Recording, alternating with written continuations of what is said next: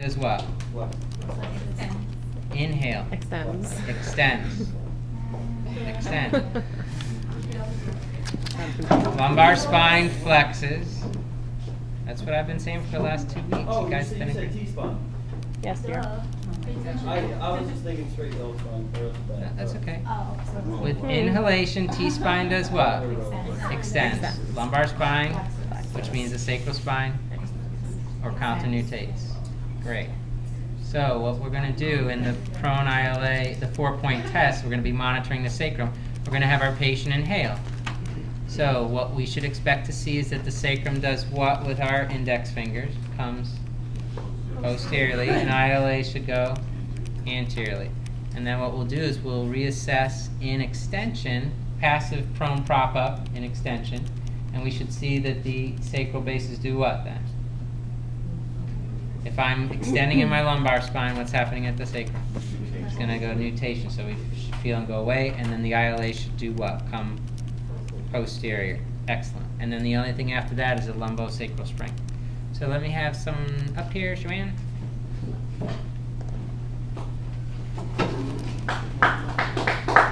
Good job, you guys. It's not easy. I'll be the first one to admit it. It's challenging. I sat through these courses year after year when I was teaching LPI, and little by little it finally all kind of started to come together.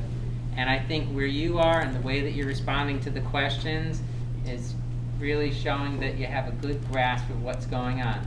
You just have to work through the mechanics and try to feel it now. Okay? Come a little closer to me.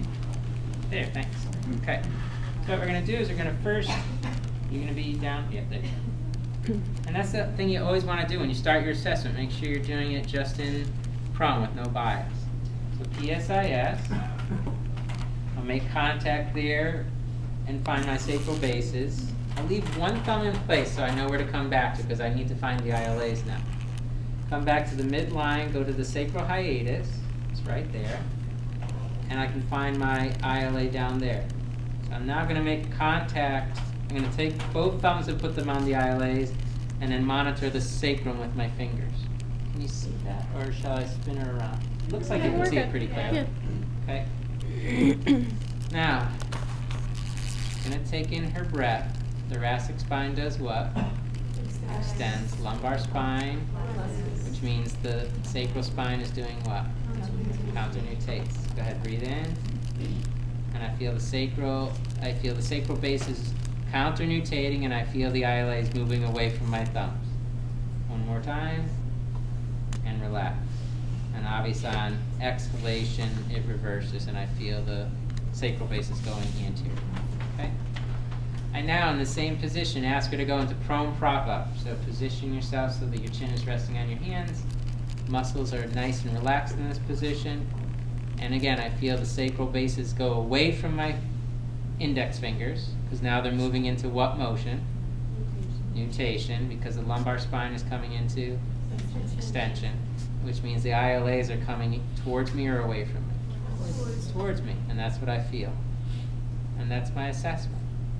Now I'm using all of these to see and assess for symmetry. Let's say when she came into extension of the lumbar spine, the left side went forward, but the right side stayed back. So asymmetry in extension.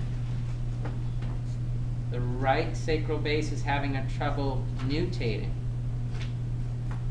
What kind of a dysfunction are we thinking at this point?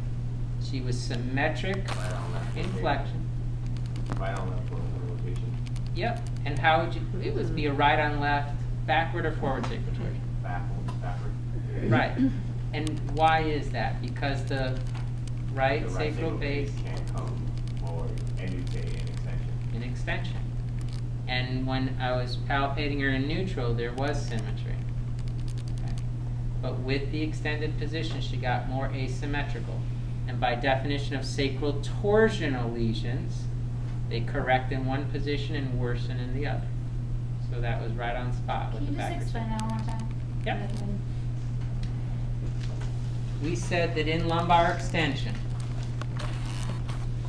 we would expect that the sacral bases are going to go forward. But in Joanne's case, actually she did go forward, I'm just kind of throwing out the hypothetical. In this case, her left sacral base did go forward with extension, but the right one didn't, it stayed back. So what would be really the only lesion that could be present while the lumbar spine is coming into extension for the sacrum? It was symmetrical initially, and then when she went into extension, it got worse. So it was symmetric in one position, but it got asymmetrical in another. That sounds like a torsion to me. This torsion's correct in one position, or symmetrical in one position, and asymmetrical in another. She's coming back into extension. So the only torsional motion that can be present in Joanne with the right sacral base, more posterior, would be a right on left backward sacral torsion. Because we're trying to make the sacrum nutate symmetrically, but the right sacral base will not move into nutation, and it's only the right sacral base. So it has to be stuck posterior, and if it's stuck posterior and it's the right sacral base, it has to be a left on right backward sacral torsion. Okay. It's going to take a little while getting down. Always remember that the sacral torsions correct in one position and get worse in the other position. Right on left. It's right on left. Right on left. What did I say? Left on right. Sorry, it is. It's right on left. Sorry about that. Thank you for catching it. It's right on left. So now to maybe follow that up, just to make it a little more clear, she comes up into extension. I see asymmetry. Now I can't really have her flex into the table, can I? Impossible. But what I can have her do is come sit back on her knees and go forward into the prayer stretch position. Good. Now she's symmetric. Okay? So she's level on her sacral bases in flexion. Yet when I have her come back down into prone and extension, she's asymmetric.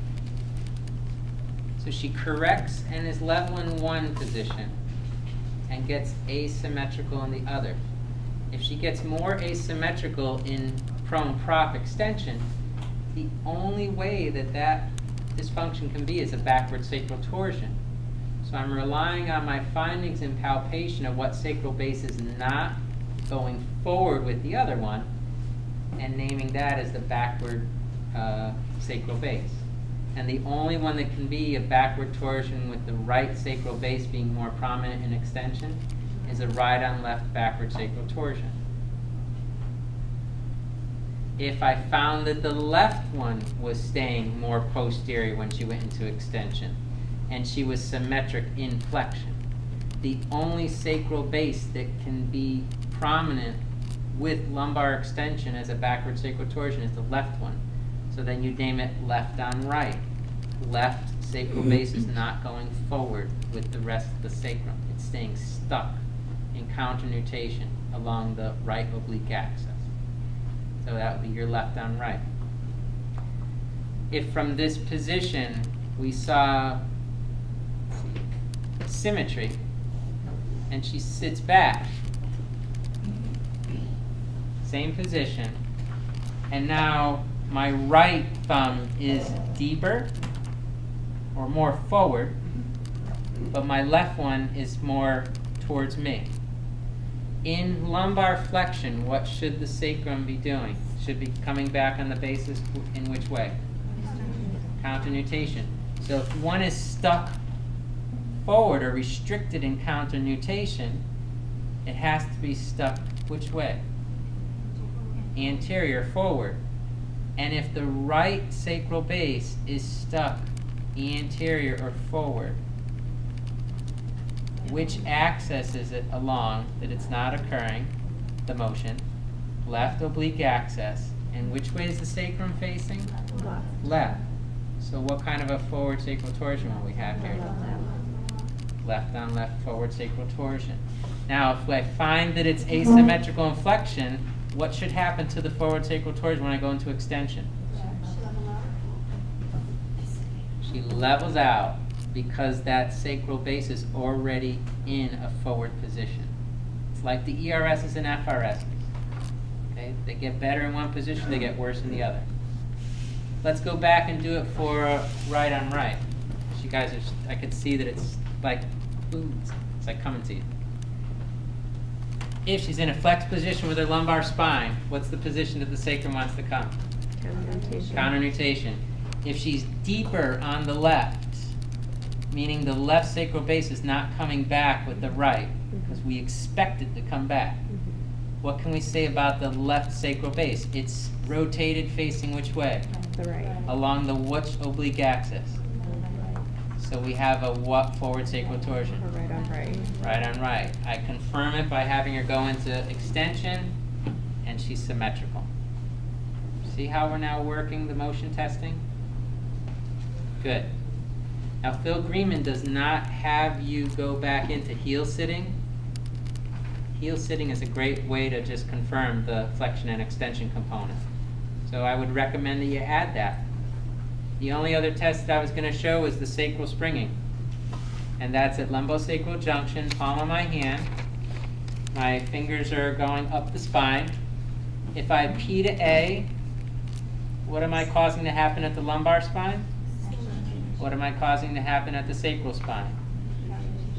And which type of a torsional dysfunction is going to be worse here? When I do P to A, which one can't go into nutation? Backward or forward? So if I have a positive or resistant end field, I can make the assumption in terms of a sacroiliac dysfunction that I have a backward sacral torsion. Because if it's already forward and I'm pushing it more forward, it's not going to be restrictive, so it's going to be negative. The positive finding here is resistance.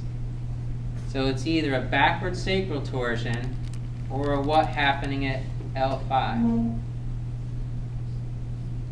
What won't want to come into extension? It's flexed. So that could be the other finding. And remember, what does a backward sacral torsion usually go hand in hand with L5? It's backward on the sacrum, it's flexed with L5. It's a lot of testing to do the mental gymnastics to think about it, but you always want to see, does it get better in one direction? Does it get worse in the other direction? Then you know you have a torsional animal. If it stays asymmetrical all the way through, you probably have the unilateral. But it's the combination of all these tests, because a couple of you were saying, well, I only did this test, so I don't have to do any more, right? No. You have to string all of these tests together to then come to your final conclusion. All right? So really quick before lunch, because the sacral spring is, you lay them down and you see for assessment. It's either going to be resistant and stiff, or it's going to be giving, and there's going to be a suppleness to the spine.